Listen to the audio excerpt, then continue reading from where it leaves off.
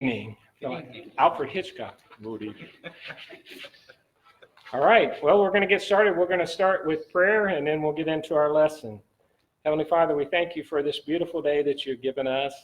We're always reminded of what we should say. This is the day the Lord has made. Let us rejoice and be glad in it. We want to do that, Father God. And we just thank you for this time to come and to study another Bible character. And just pray, Lord, that it'll draw us closer to you, Father God, that we'll learn something from their life that we can incorporate into our own. And Father God, we just thank you for this time and help us draw closer to you. And it's in Jesus' name we pray. Amen. All right. So right off the bat, I want to ask, how do you define loyal? How do you define loyal? If someone said, man, you're really loyal, would that be a compliment? Yes. Yes. Okay. Why would it be a compliment? Because What's that? You're dependable. Dependable. Yes. Trustworthy. Trustworthy. Hey, you're using all the words that I found in the dictionary. The dictionary definition is giving or showing firm and constant support or allegiance to a person or institution. Some synonyms are faithful, yes. devoted, trustworthy. Is that what you said, Matt? Trustworthy? Yeah. So yes. So loyalty is a very, very good thing. So should every Christian be loyal then? I think you should. Yes. Correct. That's right. Is that always the case? No. Okay. Some believers struggle with being committed, don't they? Another good word for loyal is committed, right? To the right thing or being dependable. No, we're not always dependable, are we? And that's another good word for loyal. Dependable. Yeah. So when we have a friend, or if we are loyal, that's a big thing, isn't it? If we have a friend that's loyal, that's to be cherished. And if we're loyal to them, we want loyalty in return, right? Yes. It really hurts when that doesn't happen, doesn't it? Well, David, before he became king, he had such a friend. And his friend was loyal. And his name was Jonathon. And that's who we're going to study. Jonathon. Someone whom we all need in our lives. I mean, what a blessing. If you have a loyal friend, I mean, that's priceless. But before we jump into this study, allow me to linger a little longer on the loyalty stuff. I want to, because to me, that's what defines Jonathon, is loyalty. Throughout the whole thing, we'll just see what a loyal person he is to David. And the thing about loyalty, though, is that it can be costly. It's one of life's most costly qualities. I mean, do you agree with that? Because it's been said that. You think loyalty is costly? Can it cost you something? Yeah. But you have to be willing to sacrifice. Yes, that's right. Okay. Some say that loyalty is the selfless part of love. Do you agree with that? Yes. Okay. Good. So far, you're right on everything. To be loyal, you cannot live only for yourself. Correct? That's true. That's right. Loyal people not only stand by their commitments, they are willing to suffer for them. To me, then, Jonathon is a shining example of loyalty, because we find this throughout. So you'll see all throughout this tonight. Okay, so let's find out some more about him. His story starts in the book of Samuel. It's actually all throughout 1 Samuel. And we find him, first of all, in chapter 13. 1 Samuel chapter 13. And if you get, at first, okay, Saul has become king, and he's in the first verse, we're told he was 30 years old when he became king, and he reigned as king for 42 years, which is really a long reign for a king. And he was king number what? Uno. That's right. Number one. He was the first king. And God was really happy that the Israelites wanted a king, right? No. No? Yes or no? No. No. No. Why not? Everybody, all the other nations had kings. God was their king. Yes, exactly. God was their king. So God took offense to this. But he gave them what they wanted, and what they wanted was Saul. They wanted a king, and Saul was a very impressive man. Some say he was like a head taller or so than other men. So, because one of the things I read was, how tall was Saul? Someone said maybe over 6 feet tall. But he was definitely taller than the average person back then, than everybody probably encountered, except Goliath. Goliath was taller than everybody. But notice that Saul wouldn't take Goliath on, would he? No, he didn't. Okay, so then so he had a long reign because get sidetracked here just a little bit. Some kings lasted how long? I mean, 42 years is a very long time. Some we know were just months. Right? Yeah, very short time. So then in verse 2, Saul chose 3,000 men from Israel. 2,000 were with him, and 1,000 were with, who's the guy? There in verse 2, Jonathon. Okay? And the rest of the men he sent back to their homes. So this is their fighting army, which is not a large number of people. Because you go into battle, you have 2,000. Saul has 2,000, and Jonathon has 1,000. The other side probably has 10,000 or more. So they're really outnumbered. That's what they have. Okay. So then, verse 3. Does someone want to read verse 3? What Jonathon does?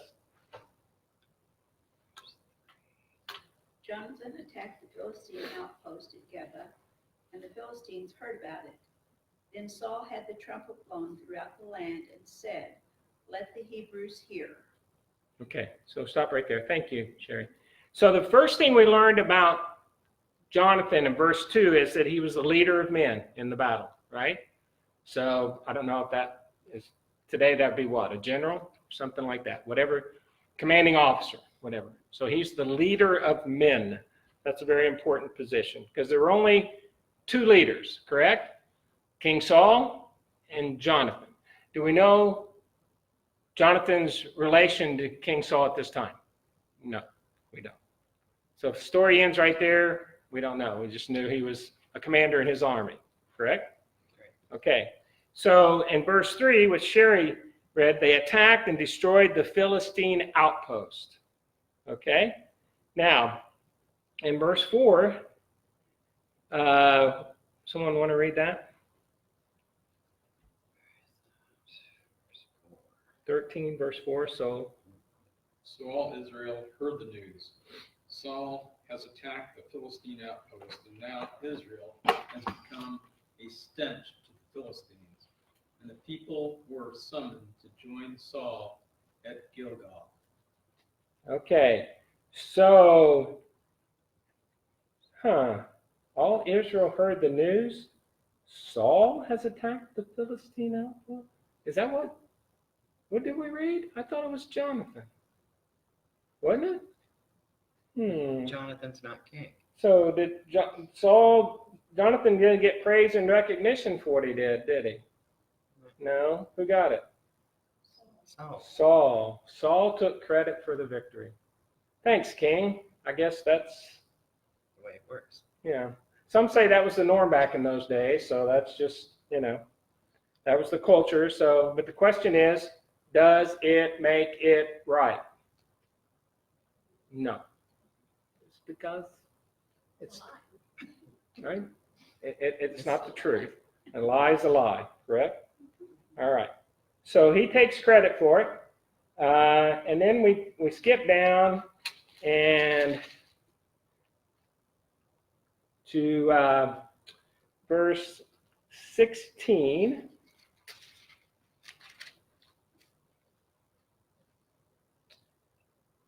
And Saul and his son, his son Jonathan. Is that a different Jonathan? Or do you think the same one? I think it's the same one. Same one. I do too. So the other commander is his son. Hey, can't trust your son, right? Makes sense. So Can't trust again, him. he was a leader of men. So Saul saw that in his son, and he gave him that position. And so now we learn that he is his son. And so they're staying at Gibeah in Benjamin. Okay, so that's what we know about Jonathan. So now it says that the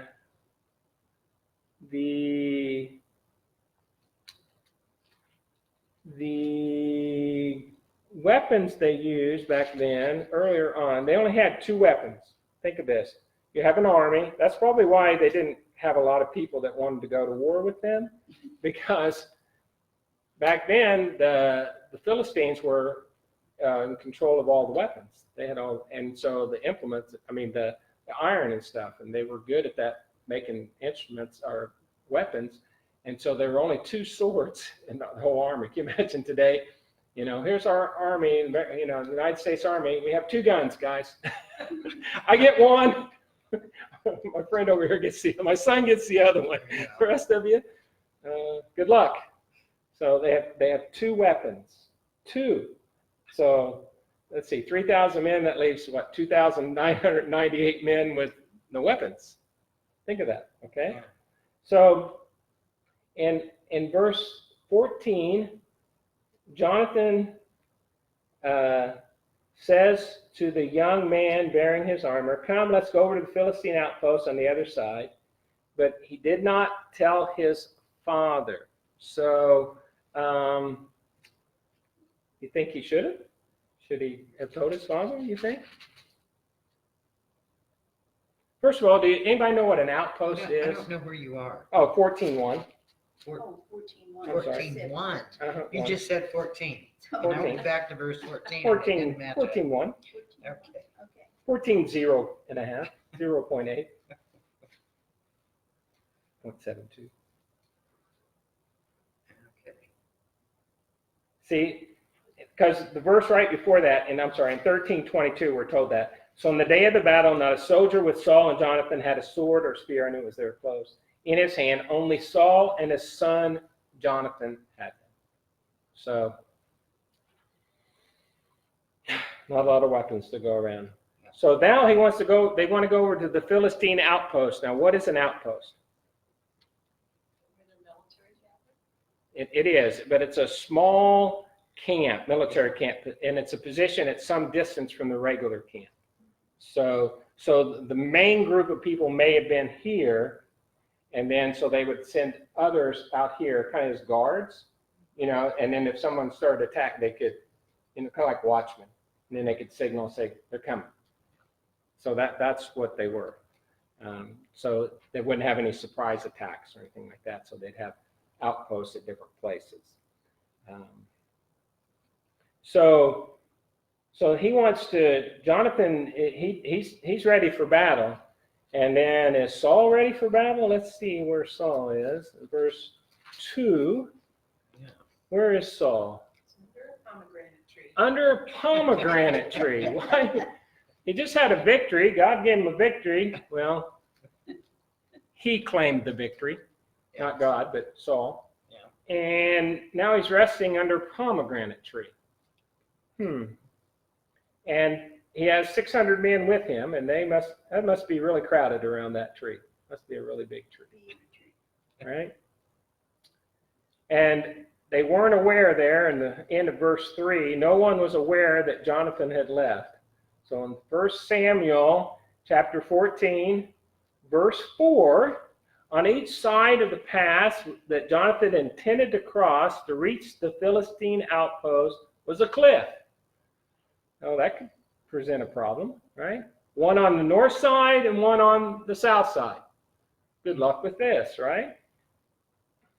And Jonathan says to his young armor bearer, what? What does he say there in verse 6? Jonathan said to his young armor bearer, "Come, let's go over to the outpost of those uncircumcised fellows. Perhaps the Lord will act in our behalf. Nothing can hinder the Lord from saving, whether by many or by few." Okay. All right. There's a lot to take in right there. So first of all, in the end of 3b, we know that Saul is not aware that his son is left. Correct? Right. Okay. And then we understand that there's a cliff on each side of the pass, so they're having it's going to be difficult, not easy sledding. There's a cliff on either side of the pass, which means that anybody that is down on lower ground is going to see them. Yes. Very good. Forget about sneaking up on somebody, Yeah, right? really. So what stands out to you about Jonathan after reading verse 6 there, when he says, "Come, let's go over to the outposts of those uncircumcised fellows. Perhaps the Lord will act in our behalf. Nothing can hinder the Lord from saving, whether by many or by few." He's crazy, right? No, he trusted God. Did he not? He's a godly man. I mean, everybody else is resting with the king. Oh, this is nice. Oh, nice pomegranate. Oh, the shade. Anybody got any tea? I mean, right? Perhaps they're even afraid. I mean, they're not going to go over there. But Jonathan knew that even though they're outnumbered, that wouldn't limit God's ability to help them, would it? And but it always tickles me, though. And he said that perhaps God will help us. Does that strike you as something? It's like, See, that's kind of, It's a little that's bit not, iffy. yeah, it's a little bit iffy. Yeah. That word perhaps. mm-hmm. Yeah. He was still brave to do it, though. So you think Jonathan's presumptuous? Somewhat? I think it's humble. Perhaps the Lord? He's humble. You do? One I mean, commentary. he's humble in himself. He's brave. He's Yes, courageous. yes, he would know that. No, perhaps. One commentary. But also that He didn't ask the king. we maybe don't understand the translation there. Right. Well, That's it. yeah. One commentary said this, that perhaps, let's see, where is that? It's not a statement of doubt. It's simply an acknowledgement that God knows best. Okay. If it's what the Lord wants, then it's going to happen. Yes. Yeah. Okay. Yes. But I have a feeling, that he's, I mean, he's Jonathan. Speaking for Jonathan, he's thinking, we can do this. Yeah. Because God's on our side. Yeah. Okay. So let's bring this into the 21st century for a moment. Have you ever felt surrounded by the enemy or faced overwhelming odds about something in your life? Anyone? Anybody? Has Seriously. anybody not? Oh, that's a good That's question. the deal. Yeah, there you go. Yeah. I'm feeling that a little bit right now. Yeah. That was my thing. Maybe you feel that way about something right now. And sure he does. So, well, you know what? I'm going to encourage you, okay? I mean, Because you do. God is never intimidated by complexity of a problem. There's an old saying. You've heard this, I know. Don't tell God how big your problems are. Tell your problems how big God is. I know that's kind of trite when you're going through stuff, but it's true. And I've said that today already, that, and so he's got 2 days. Now, He's now. never late. That's right, he's That's always right. on time. Always on time. Yeah, that's exactly right. God always has enough resources at hand to help us, and Jonathan knows that. Yeah. And when God has called you into action, and then bravely commit what resources you have, and that's what he's going to do. He said, well, let's see. Hey, I'm one of the two that has armor. My armor bearer, Just think that's he's just crazy weird. too, so he'll go with me. And we're gonna rely on God for the rest. Okay. So in verse 7,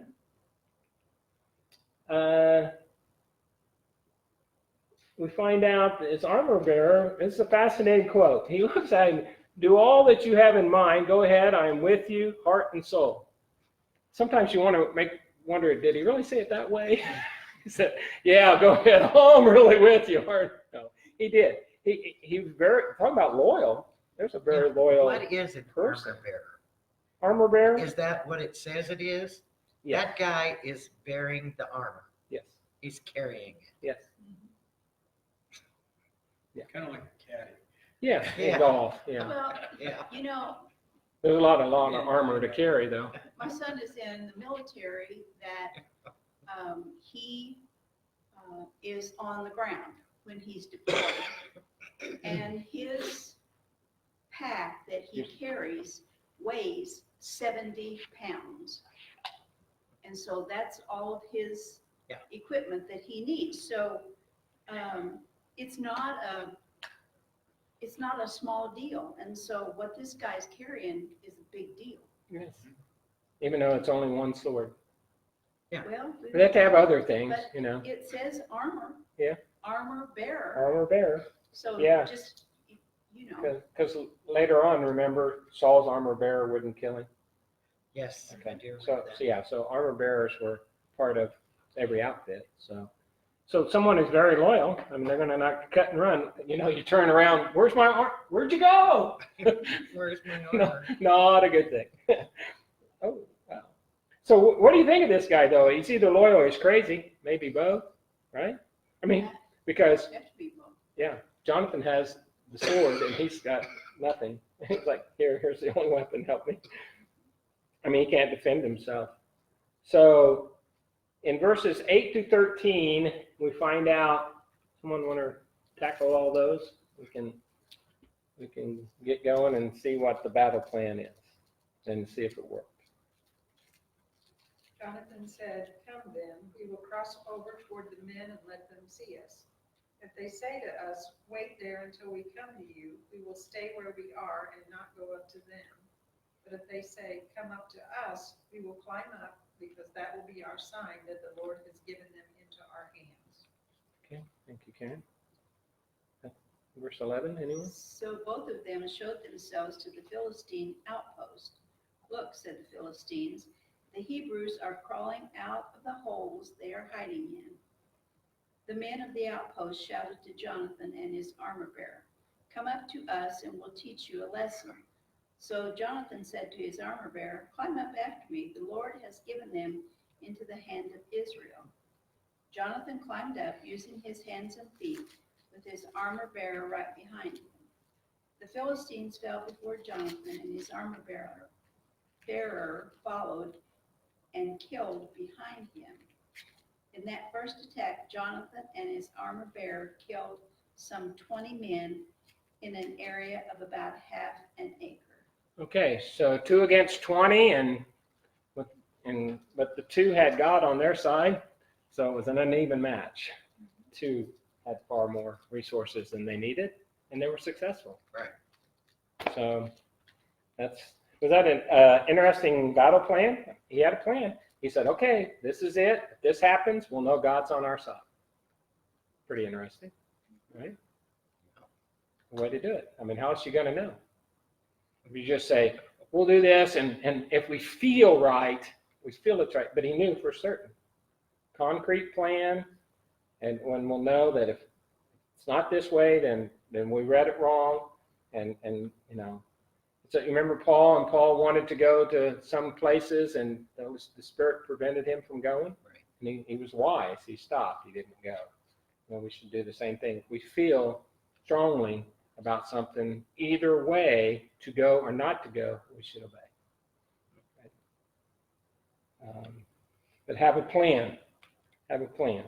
That was like, I was thinking back, maybe it's a bad illustration of a kid who was dating, and you know, he kept praying for the right woman in his life, but he had a specific thing that he wanted, because he didn't want to just say, Lord, provide me a woman, because he'd say, how is he going to know? So he went down, what color eyes, what color hair, how tall, you know, everything. And then when he saw her, he's like, nope, there she is. I'm like, oh, that's not a bad idea. I mean, never really thought of that, you know. Didn't want God Right. to give him an ugly one. No, I mean, he didn't say that. I mean, you know, it was just, you know, this is what he wanted. And I'm like, well, I mean, you know, if you're praying in that regard, I mean, you know, it was more, I mean, he didn't want to be unevenly yoked. That was the number one priority. It tells us to tell him what we want. That's right. Exactly. And so if we're not specific, how are we going to know? Right? Right. So, I mean, that's a good point. I want to go back just a second to the weapons. So, because they had to have some weapons. So I had to look and see, okay, what kind of weapons did they have? Well, think of it. What did David have when he was younger? A slingshot. Slingshot and stones. So they had Yes. that. And they had, remember Samson? He used the bone of a donkey. Yeah. Could use that. There were bare hands. You do that. How about ox goad? Some of them, farm equipment, they use those. So, and even household items. So if you had a spoon or whatever, whatever you could get your hands on that would help you, can of baked beans and throw it at somebody. Yeah, I don't think they had any canned baked Oh, that's beans. right, they didn't. Okay, well, no, you get that. But whatever you could find, rocks, Yes, plenty of rocks. stones. Remember one of the stories, the women, they dropped a millstone from the top and landed on someone. So, you have to improvise. You use whatever you have. All's fair in love and war, they said, right? So in verses 15 through 22, I'll make sure we get through all this. So I don't want to get stuck on anything. So in 15, the panic struck the whole army. And the important thing is the ground shook. It was a panic sent by God. So there's proof that God is in this. And so Saul and them, they feel this, and they're like, okay, who's not with us? And they've realized that Jonathan's not there, and the armor bearer. And so then Saul and all his men assembled and went to the battle.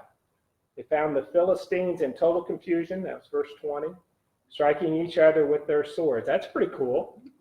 What a great way to win. We don't have as many as you, but what we'll do is we'll just have you fight each other. Right. That's great. Great battle plan. The Lord right? did that quite often. That's right. That's right. A lot of times things fall not from the outside, but they implode. It's probably more of that causes problems and implosion than something from the outside.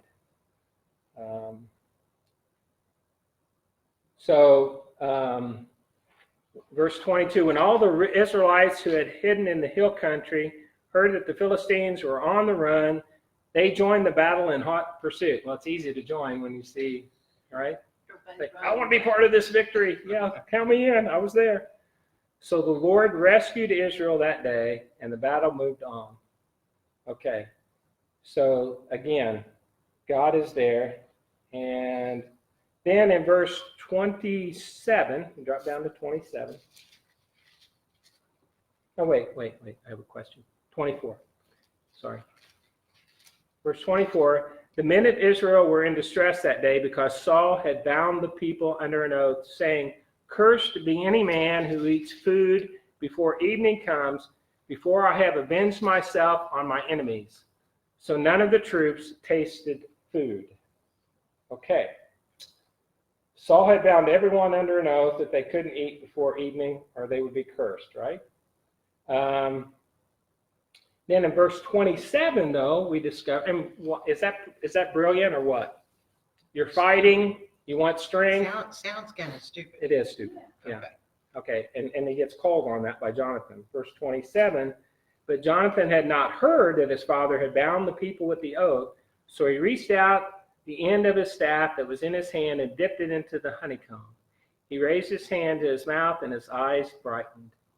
Verse 28, then one of his soldiers told him, your father bound the army under a strict oath, saying, cursed be the man who eats food today. That is why the men are faint. And Jonathan's going, and you tell me this now? You didn't tell me as I was doing it? So thank you very much. So, and then in verse 29, Jonathan says, my father has made trouble for the country. See how my eyes brightened? In other words, how he got stronger when I tasted a little of this honey. How much better it would have been if the men had eaten today some of the plunder they took from their enemies. Would not the slaughter of the Philistines have been even greater? That day, after the Israelites had struck down the Philistines, they were exhausted. So that's verse 31. So what's Jonathan's reaction when he's told about what his father said? Like, they think, oh, what a brilliant father I had. Yeah. No, just the opposite, right? Yeah. That's what we just said. Well, and He thought he for was him wrong. to even make that statement tells you that he was more in. It was more important to him to avenge whatever he thought they had slighted him at. Yeah, it says Than volumes anything else. about Saul. Yeah. It really does. I mean, what a character Saul was. But that's what happens when you get a king, when you want a king, right? So the question, though, is, was it okay for Jonathan to speak openly against his father who was the king? Is this being disrespectful? What's it say in our Bible about authority? You're supposed to respect authority. Mm-hmm. Supposed to respect authority. Is he respecting his father? Was his father right? No. Should he have said anything? Not to the other guys. Yeah, Should have gone to his father. Yeah. I'd have been like Jonathan. I would have just. I'm sorry. What were you thinking? Yeah, I would have said, well, he was wrong. I mean, does the Bible tell us that he was wrong? Yeah. It does. Where does it say that God said, oh, you shouldn't have said that. You should respect him. It doesn't come out and actually say he is wrong for doing that, but wrong is wrong. Yes. Right? Wrong is wrong, right? That's right. That's right. I mean, it takes courage to stand up to what we know is wrong. That's good. But there's a time and place. Right. And you don't go to the men. You go to the king, like Sherry said. That's exactly right. Go to the source. What's that? You go to the source. You go to the source. That's right. So in verse, although it probably made the soldier feel important, the prince, the second in command, just shared something with me. Woo-hoo, I'm somebody. Okay, verse 37, we go down to there. And Saul asked God, shall I go down to the Philistines? So Saul's inquiring of God now. Will you give them into Israel's hand? But God did not answer him that day. Saul therefore said, come here, all you who are leaders of the army, and let us find out what sin has been committed today. Because he's like, okay, something has had to happen because I'm not getting the results I need. I'm the king. And so verse 39 says what? As surely as the Lord who rescues Israel lives, even if it lies with my son Jonathan, he must die. But not one of the men said a word. They all go. Because some of them knew, maybe, in that group, right? It was Jonathan. But what a command. Even if it is my son, he's going to die. Do you remember, who was it? I'm sorry, I should have wrote this down. Should have written this down.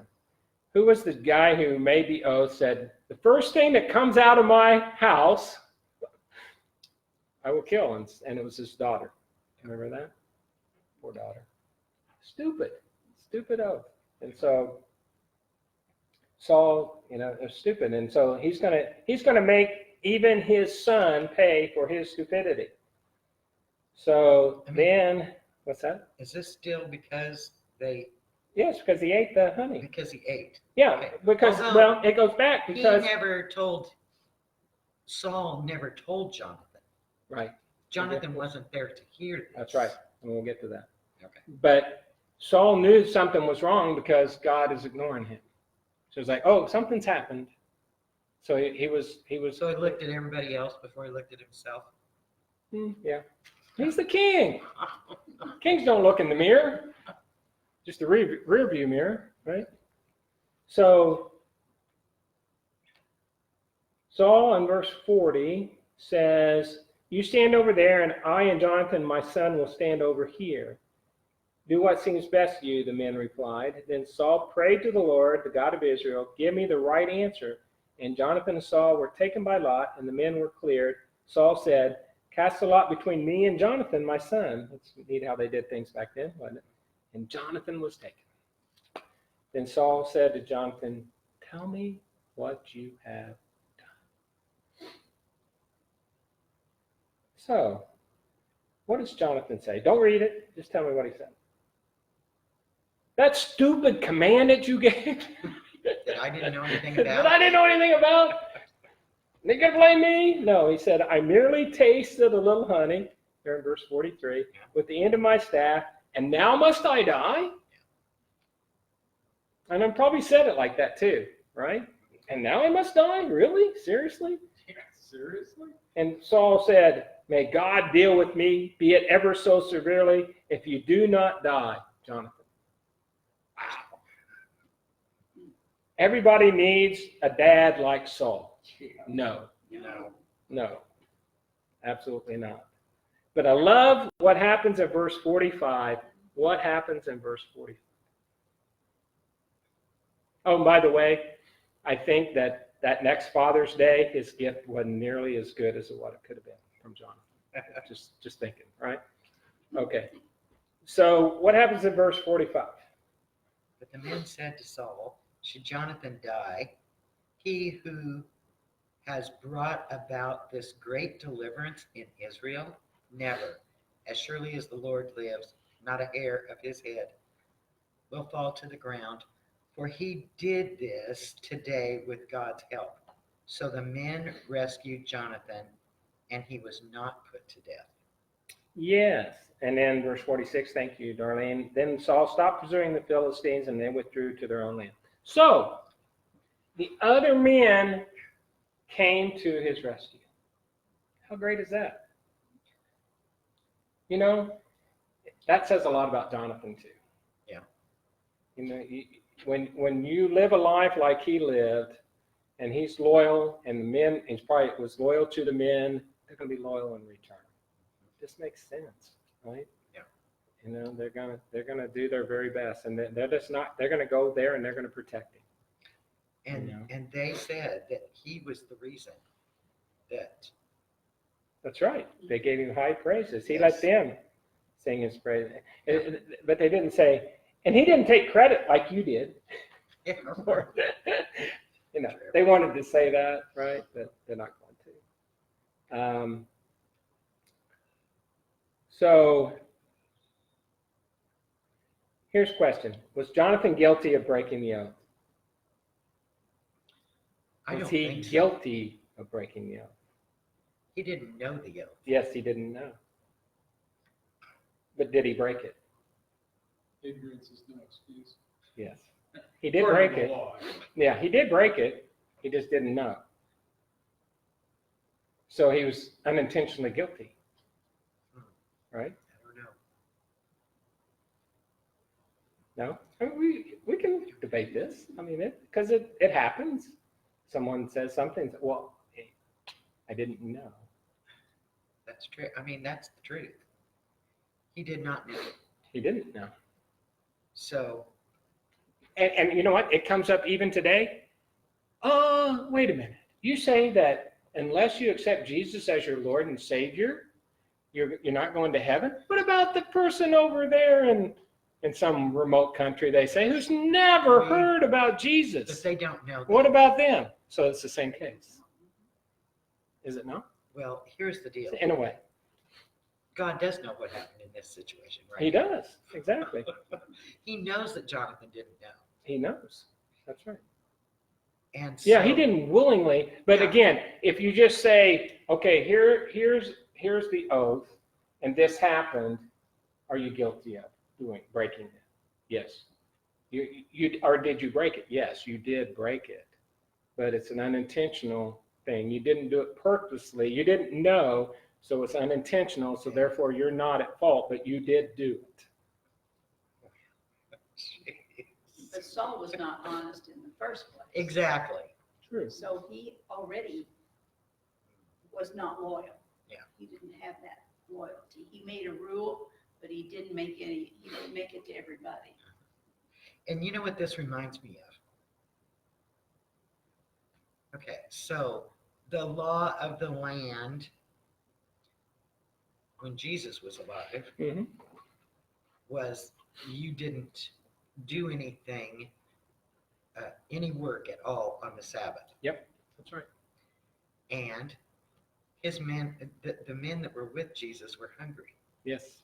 And they went through the wheat fields. Yep, they went through the wheat fields and they got some grain Mhm. and whatever they needed, and they ate it Yes, they did. with him Yes. because there wasn't anything wrong with that. Because man was not That's Sabbath. right. There were a lot of things that he did. Because he was changing things. Yeah. He, this is Besides that, pre. he's This is God. see. We're talking about this time period. Samuel, the prophet who wrote this. Well, this is I don't know. I'm guessing some 1,000 years, 1,100 maybe years before Christ was born. Once the Messiah comes, then it's all changed. Sacrifice, all those things have changed. So that's why he was the points he was making then. So in verse 49, I mean, if Saul kills Jonathan, it's okay because he has other children, right? It says he does. Yes, has 3 boys. And who's the oldest? Because they list them chronological. Jonathan. Jonathan. So Jonathan's the oldest, but there are 2 others. And if you want to pronounce those names, have at it. Ishvi, probably, and Malki-Suah. And they just called him MS, I guess, for short. I don't know. And what would you do? Really? No. You kind of look at your You know parents how to and pronounce your name, your kid's name. Yeah. no, you look at your parents and go, really? Yeah. I mean, what were you thinking? Well, but hey, what was Jonathan's son's name? We'll advance a little bit. You remember? No. No? The one with the feet that were crippled that David took care of? Your homework assignment. I don't. So it starts with an M. It's a real long name. Remember, he at some point in the future, we're getting ahead of ourselves, but he wants to do a favor he wants to know if there's anybody in Jonathan's family who's still alive, and there's a crippled son, and he has him eat at his table from then on. No. Yeah. But I still don't remember that guy's name. Starts with an M. That's all I'm going to give you, and it's Okay. about 10 or 11, 12 letters long. It's real long. Okay. So, since Saul was the king and Jonathan was his oldest son, who would become king when Saul died? Jonathan. Jonathan, that's right, line of succession. Okay, so now we want to move over to chapter 16. And in chapter 16, we see that Samuel, the prophet, anoints David. Whoa, wait a minute.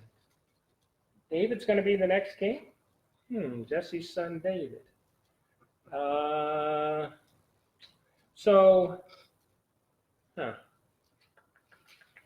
Okay, so we know that.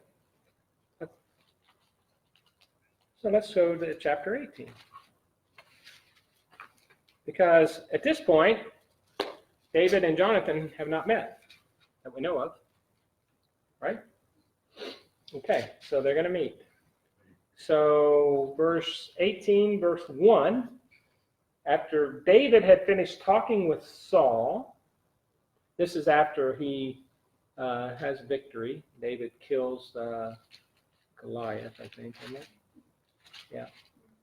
And Jonathan became one in spirit with David, and he loved him as himself. From that, and you know what? There's so much going on around that. I don't even want to go down that road today, but the stuff that some people are saying what that means doesn't. From that day, Saul kept David with him and did not let him return to his father's house. And Jonathan made a covenant with David because he loved him as himself. Jonathan took off the robe he was wearing and gave it to David, along with his tunic and even his sword, his bow, and his belt.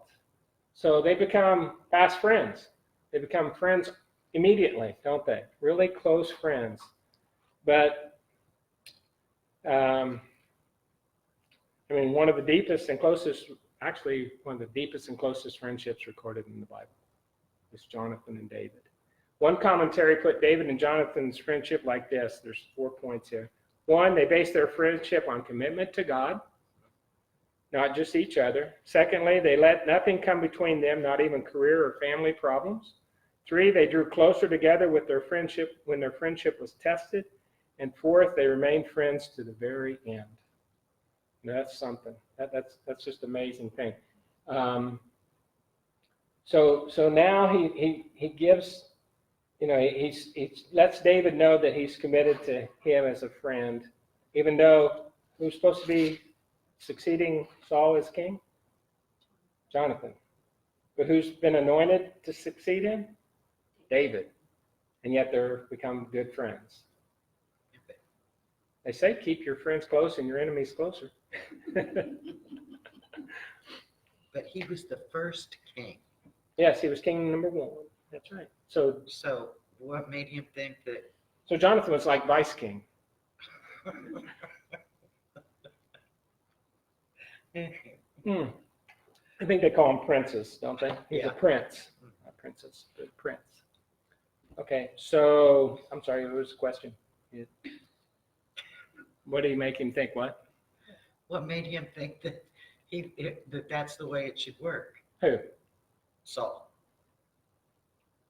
I think that's just, I don't know. That was set up that way. Hey, that's a good question. I just thought that they would, when your son takes over for you. Or he gets to choose one or the other, and he's going to choose the son to be his successor. But I mean, he is the king. He didn't ask God. Right. So then in verse 19, Saul tells his son Jonathan and all the attendants to do what to David? To kill him. That's right. That's right, Donna. They wanted, and I'm sure that made Jonathan happy. He's like, yes, I get rid of that guy, and I'll get to be king. So what does Jonathan do in verses 4?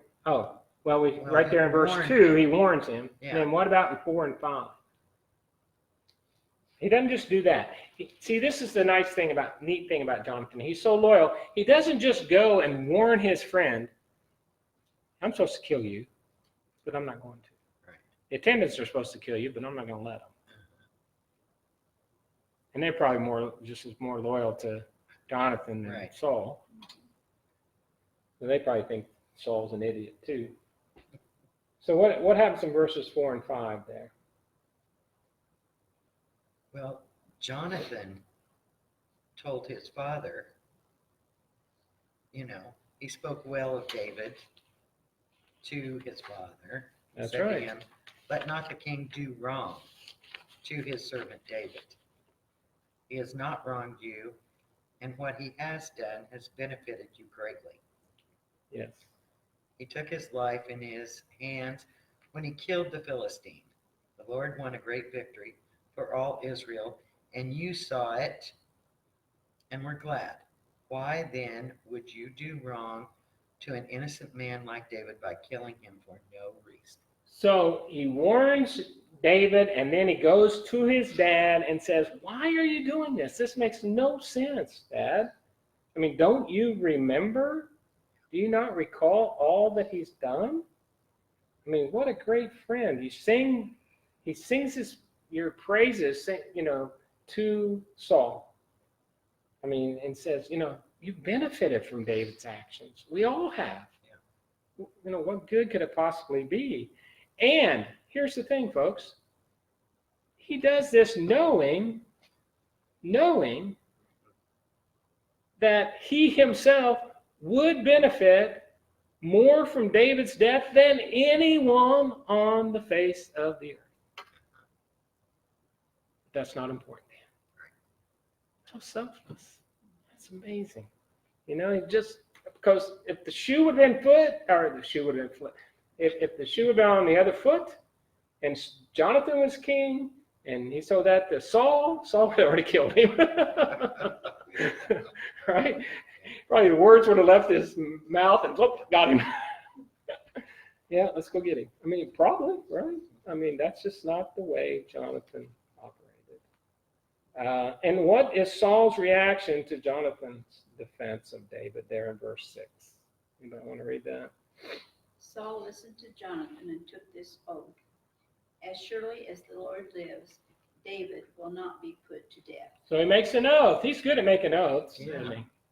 The oath king. So he's just claiming that David would not be put to death.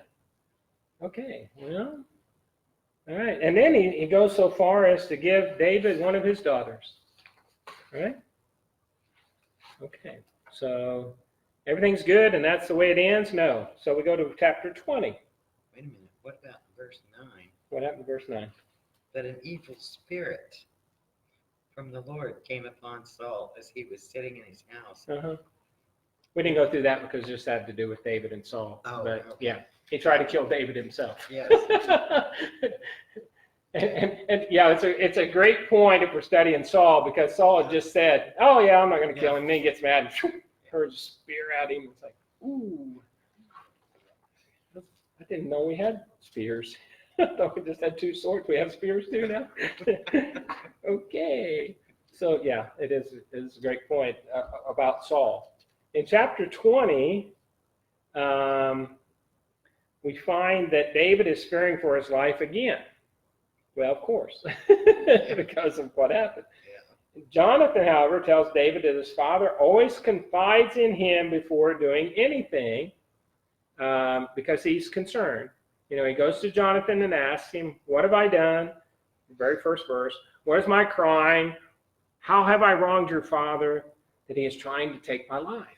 Good questions, right? And Jonathan's like, "Never, come on. You're not going to die. Look, my father doesn't do anything great or small without confiding in me. Why would he hide this from me? It's not so." So he's pretty convinced that that his dad's, going to tell him the truth. The question then becomes, is that so? No. I think David believed it. Well, no, because he experienced it. Exactly. Yeah. I mean, in this case, Jonathan didn't have any inside information on the subject. Yeah. He says that he normally does, but in this case, we know he's what? He's wrong. Because Saul didn't reveal this to him. And Saul's just going to say, "Okay, I made that oath, but, I'm the king. I'll ask for forgiveness," whatever. Because he still wants to get rid of David, obviously. The neat thing is, what does this tell us about Jonathan, though, as far as David is concerned? Well, I mean, it tells us how loyal Jonathan is. If It you're does. talking about verse 4. Yes. Yeah, whatever you want me to do, I'll do. Whatever you want me to do. Willing to do whatever it takes to help him. Yeah. That's exactly right. All right. Okay. So, do you think that, what level of trust do you think David had with Jonathan? What's that? Full? Total? He's proven himself. David's also human. Saul said some things. This is Saul's son. Are you not a little bit skeptic? Little bit? Little bit of doubt in that mind? After all, I don't know. who gains if you're dead? I'm talking about from David's perspective. Right. Look, I already know his dad wants me dead. All right? Yeah, but does David at this time know that he is to be the king? He has been anointed. Okay. So yes. So I think that's the overriding part, is he probably dismissed it because of that. Because of it, Jonathan had proved himself loyal. B, or reverse, is David's faith and trust in God. and he was anointed, and that's going to happen. Okay? And Jonathan's going to stand by him. So he figured that's probably, that's what's going to happen. Saul's going to die. I'm going to take over, and Jonathan's going to be my right-hand man. So he can trust him.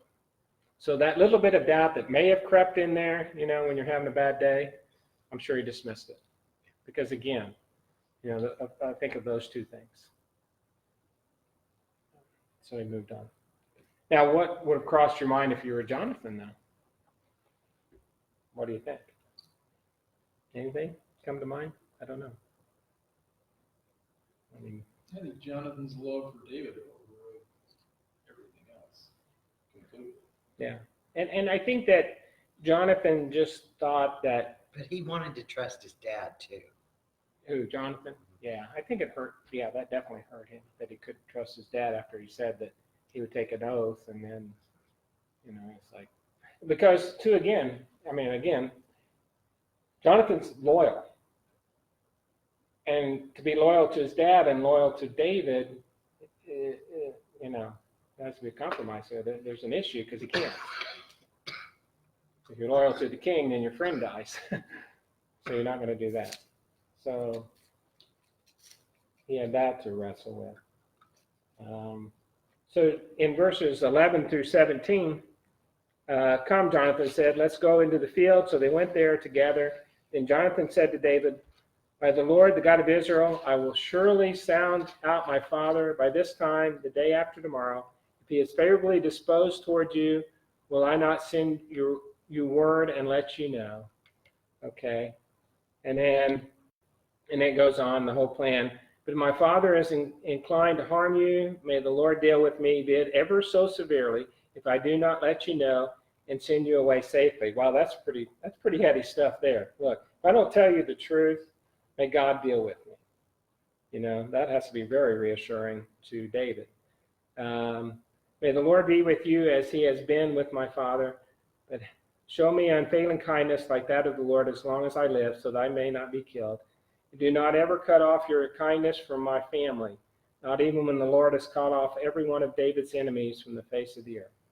So Jonathan made a covenant with the house of David, saying, may the Lord call David's enemies to account.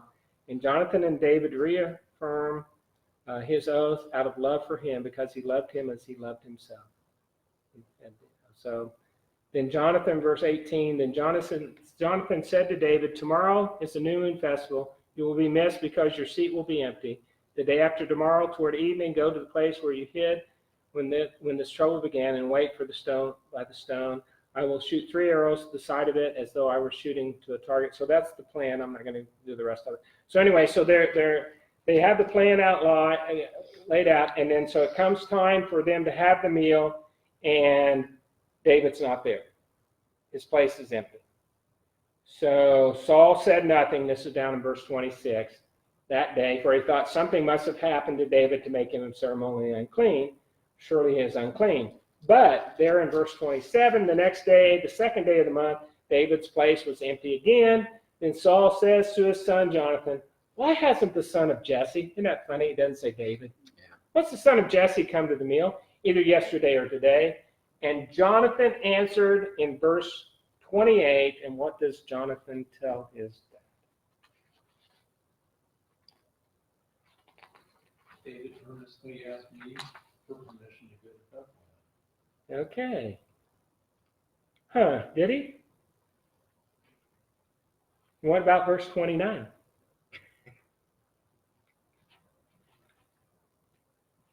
Can you go ahead and read that, Matt? He said, let me go, because our family is observing a sacrifice in the town, and my brother has ordered me to be there.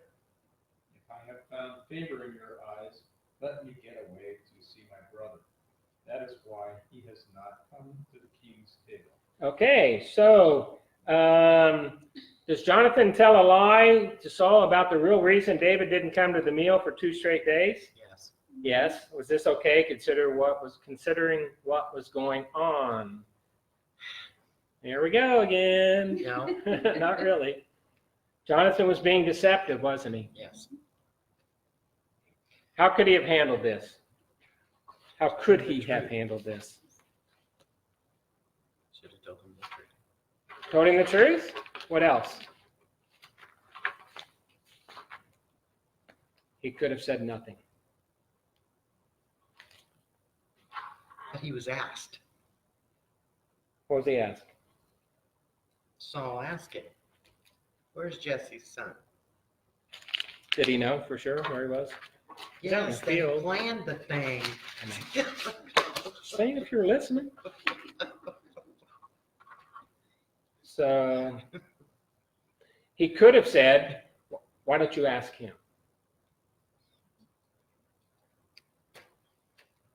And let it go at that. Couldn't you? Because he knew because what happens in verse 30? Saul's anger flared up at Jonathan and he said to him, "You son of a perverse and rebellious woman." I think that's profanity.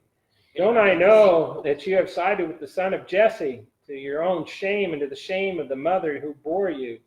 And here's the kicker, verse 31. "As long as the son of Jesse lives on this earth, neither you nor your kingdom will be established. Now send and bring him to me, for he must die." Saul knew. He's like, "Son, you don't get it. You don't want to be number 2. You want to be number 1.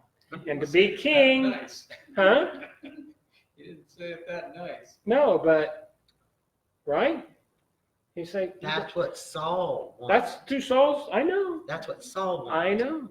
I know. But he's telling him plain blank, you'll never be king as long as Jonathan David's didn't alive. really care. He didn't. And so what is his reaction to that? Jonathan gets up, puts a smiley face on. No, he says in verse 2, why should he be put to death? What has he done? Again, he is what? He is defending him. Yeah. Wow, what a friend. And Saul hurls a spear to kill him. Woo! And Jonathan knew that his father intended to kill David. If I were Jonathan, I think I would have been out of there Yes. for good. Yeah. Well, he got up from the table in fierce anger, it says there in verse 34. And on the second day of the month he did not eat because he was grieved at his father's shameful treatment of David. And so they met up in the field the next morning, and they knew then that they had to part. I mean, that was just not gonna. David had to go, and so in verse 41, David got up from the south side of the stone and bowed down before Jonathan 3 times with his face to the ground. Then they kissed each other and wept together, but David wept the most. 42, Jonathan said to David, "Go in peace, for we have sworn friendship with each other in the name of the Lord, saying, the Lord is witness between you and me, and between your descendants and my descendants forever." Then David left, and Jonathan went back to his town. Okay. And then scholars think that in verse 23, quickly, we're running out of time, just a few more minutes here. In verse or chapter? Chapter, I'm sorry. In chapter 23, verses and chapters, I get confused. In chapter 23, verse 16 and 17, and Saul's son Jonathan went to David at Horish and helped him find strength in God. Verse 17, don't be afraid. My father Saul will not lay a hand on you. You will be king over Israel, and I will be second to you. Even my father Saul knows this. Verse 18, the 2 of them made a covenant before the Lord. Then Jonathan went home, but David remained at Horish. So he's there to encourage his friend to the end, right? And that's how it all works, right? What happens then, and we turn all the way to Samuel 31, right at the end of 1 Samuel. And in verse 2, we learn that it didn't quite go that way, did it? They're in battle. In verse 2 of chapter 31, the Philistines pressed hard after Saul and his sons, and they killed his sons, all 3 of them. So he died. And David's reaction to the news of his friend's death is recorded in 2 Samuel 1, 19 through 27. And he writes this beautiful lament in his friend's memory. He also mentions Saul too. But remember, David had musical ability because he played the harp and stuff, so he writes this beautiful lament. So, some hard questions. Unfortunately, we don't have time to cover the next few hard questions about, why did that happen? I mean, why didn't Jonathon get to be second in command? I mean, that's how he saw his future, didn't he? He was going to be second to the future king David. He must have been loyal because, I mean, if it would have been me or any other person who wasn't so loyal, once Saul treated him the way he's treated him, he should have just been out of there, gone with David and headed for the hills. That's right. Then he wouldn't have been there with Saul to get slaughtered. Well, and we don't know, why that happened. I mean, we think that in fairness and all that, and as loyal as Jonathon was, that should have happened. And maybe some of the things that David did, he may not have done with Jonathon around. We don't know. I guess I don't think God owes us an explanation. But it's hard to explain Jonathan's fate, is it not? How do you do that? Anybody find his son's name? I got it. Mephibosheth. Okay. Mephibosheth. Mephibosheth. Mephibosheth. Yeah. Very good. Where's that found? It is Connie McCloy, chapter 1. Oh! I always knew Connie would have her own. Connie, if you're watching or listening, at the very end of the book here, it says, do not add or take away from. No. So we can't have a Connie 1 or 2 or anything. But that's great. I like that. Great note taker that Connie is. All right.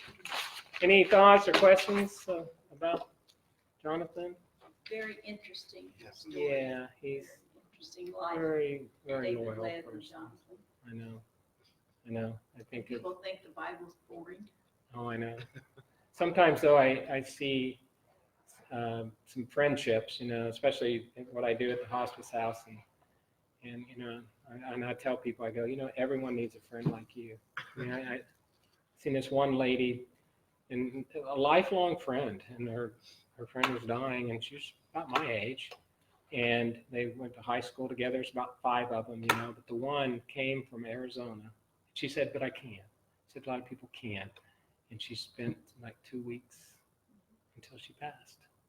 It's like dropped everything, and it's like, this is my friend. This is where I'll be. I mean, you don't see a lot of that anymore.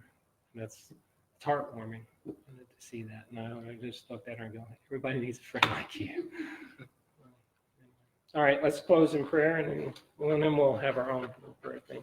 Father God, we just, again, thank you for this lesson. And we've certainly seen a great example of loyalty, and just help us to be loyal to you and loyal to one another, Father God, and just let people know that they can confide in us, and that we will continue to pray for them. And we're just so grateful, Lord, that we can count our many blessings, and we know, Lord, that you're always there for us. Help us and throughout the rest of the week, and we pray that we'll come back Sunday refreshed and ready to sing your praises. And it's in Jesus' name we pray. Amen. Amen. And now I'm going to say end. I have to leave, but I have some prayer requests. 2 times. Oh, yeah. I keep kicking them with my hand. Sorry, people.